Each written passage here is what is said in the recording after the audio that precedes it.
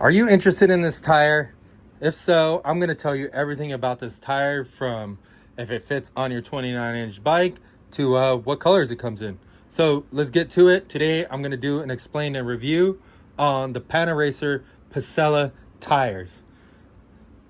So yeah, if you're not too familiar with these tires, these come on a lot of how do you say, show bikes or old school cruisers, or anybody that's kind of trying to make their bike into a lowrider, or I don't know if it's like the style or what, but back in my day, we called these pizza cutter tires. Nobody really liked them because the tires were getting fatter and fatter, but in today's age, these things are the cool buzz. These tires are different because they're actually a 700 by 38C. A lot of people are getting confused with this, and maybe this is confusing you. If this helps you out, make sure you go to stackbmx.com and buy a set of these tires from me instead of the other guys that ain't giving you no information. So yeah, these tires are 700 by 38C, but I'm gonna tell you if these fit on your 29-inch bike. So 38C is gonna be a pretty thin tire.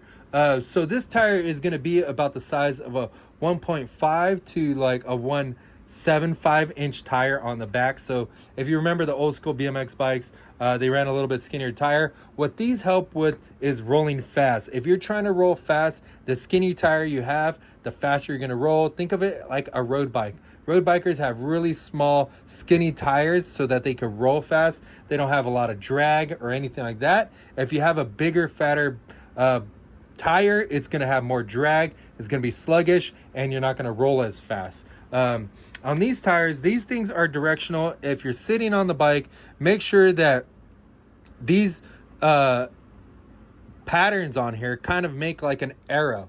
So on the bike facing forward, it makes kind of arrow. Let me see. I'm pretty sure these have a direction on them. Some people need glasses and stuff like that, can't really see, so I'm gonna try to help you guys out.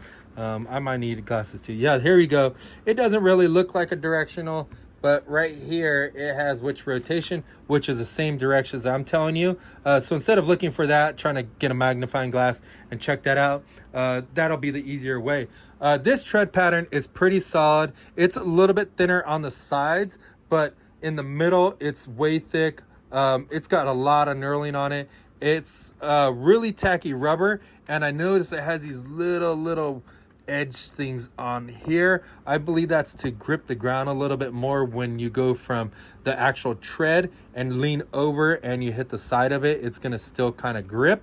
This rubber compound is super soft, feels super grippy. I think people would love this, even though the tire's really small. Looking at the sidewall, the sidewall is relatively thin but also thick at the same time. And a thing that people may not know is that this tire is actually made in Japan, so that's pretty cool on this. But if you're wondering if this tire fits on your 29-inch wheel, a 29-inch wheel and a 700C are the same exact inside diameter, so you can run this on a 29-inch wheel, which most guys do.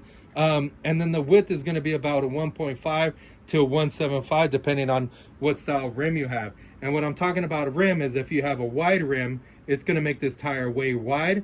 If you have a skinnier rim, it's going to make the tire narrow. So keep that in mind. If you're interested in this tire, make sure you head over to stackbmx.com and pick up a set today.